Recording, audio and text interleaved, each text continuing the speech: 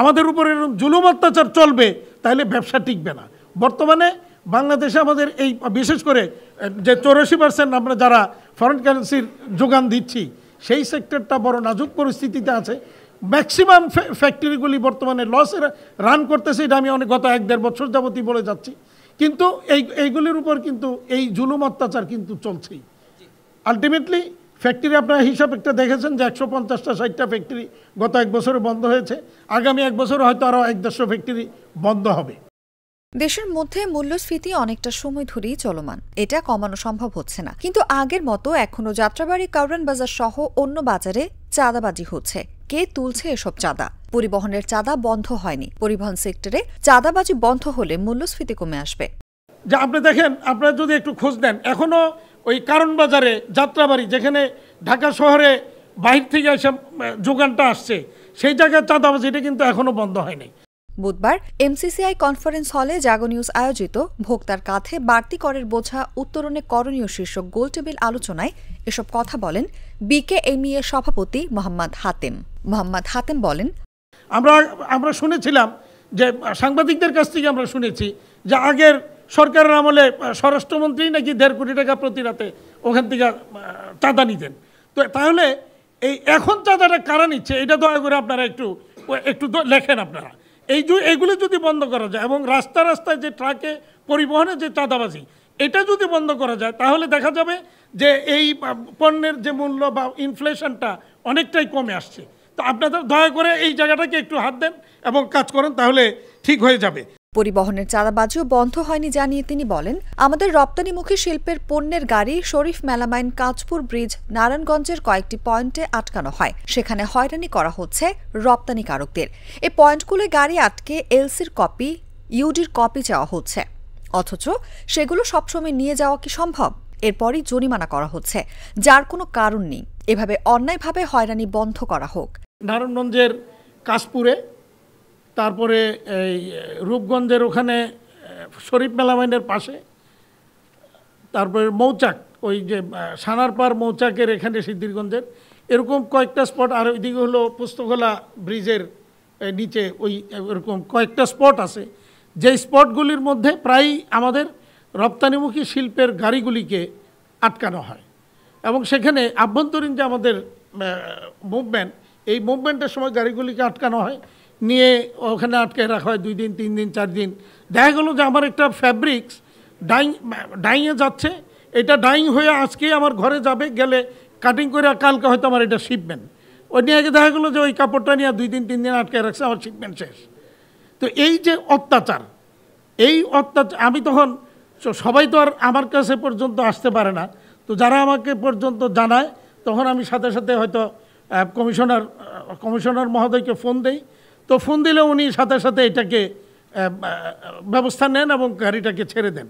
But এটা কয়টা দেখা গেল যে একদিন আমাকে এক মালিক ফোন করছে যে ওখানে দেখলো সে 39টা কোম্পানির গাড়ি সে কাশপুর ব্রিজের ওখানে আটকানো হয়েছে। সেখান থেকে 39টা থেকে হয়তো দেখা গেল যে আমার ফোনের কারণে হয়তো 4-5টা ছাড়া পেয়ে গেছে।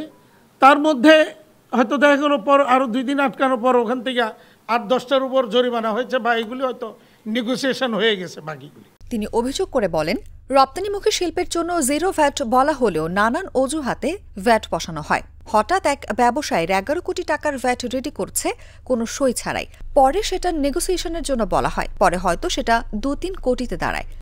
গত সপ্তাহে আমার কাছে আরেকজন আসছেন, তাকে 11 কোটি টাকা একটা ডিমান্ড চাপিয়ে দেওয়া হয়েছে।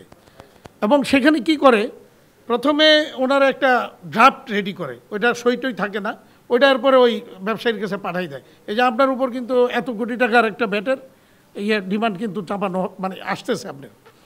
তখন গিয়া নেগোসিয়েশনের প্রশ্ন আসে, যে নেগোসিয়েশন করে, এবং দেখা যায় সেখানে যে যেগুলিতে আমাদের ভ্যাট এক্সাম্পটেড, অর্থাৎ যেই আইটেমটার উপর ভ্যাট কালেক্ট করার কথা না, সেগুলি সহ সেখানে একটা বড় অঙ্কের হিসাব ধরাই দেওয়া হয়।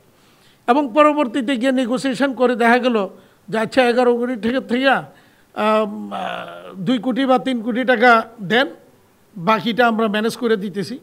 তো আসলে দেখা যাবে হয়তোবা যেগুলি থেকে আমাদের ভ্যাট এখন কালেক্ট করে দেওয়ার, সরকারেরকে কালেক্ট করে দেওয়ার জন্য নির্দেশনা আছে, ওইগুলি ফাইনালি ওই হিসাবে হয়তো 2 কোটি বা 1 কোটি আসবে। তো বাকিটা বাড়তি একটা দিয়ে বোঝা চাপাই দিয়া নেগোসিয়েশনটা একটু ভালোভাবে করার ব্যবস্থাটা করা হয়। জাগো নিউজের ভারপ্রাপ্ত সম্পাদক কে এম জিয়াউল হকের পরিচালনায় অনুষ্ঠানে বক্তব্য রাখেন অর্থনীতিবিদ এবং সিপিডির গবেষণা পরিচালক খন্দকার গোলাম মোয়াজ্জেম, পলিসি এক্সচেঞ্জ বাংলাদেশের chairman doctor M Masrur Riaz, অর্থনীতিবিদ doctor M M Akash, Pran RFL গ্রুপের চেয়ারম্যান ও সিইও আহসান খান চৌধুরী, বিআইডিএস এর সাবেক মহাপরিচালক ডক্টর মুস্তফা কে মুজেরি, রাজস্ব বোর্ডের সাবেক সদস্য রেজাউল হাসান, ঢাকা চেম্বারের সাবেক সভাপতি আশরাফ আহমেদ, ক্যাবের সহ সভাপতি S M Nazer Hossain, ACI ফুডসের chief business officer Faria Yasmin, SMC enterprise লিমিটেডের ব্যবস্থাপনা পরিচালক সাইফুদ্দিন নাসির, বাংলাদেশ পোশাক প্রস্তুতকারক ও রপ্তানিকারক সমিতির সাবেক পরিচালক মহিউদ্দিন রুবেল ও Rajib Chowdhury, Bangladesh auto biscuit and bread manufacturers অ্যাসোসিয়েশনের সভাপতি শফিকুর রহমান ভূঁইয়া, বাপা সভাপতি এম এ হাশেম, ইআরএফ সভাপতি দৌলত আক্তার মালা, সাবেক ব্যাংকার সাইফুল হোসেন ও সুপার মার্কেট ওনার্স অ্যাসোসিয়েশনের সাধারণ সম্পাদক মোহাম্মদ জাকির হোসেন।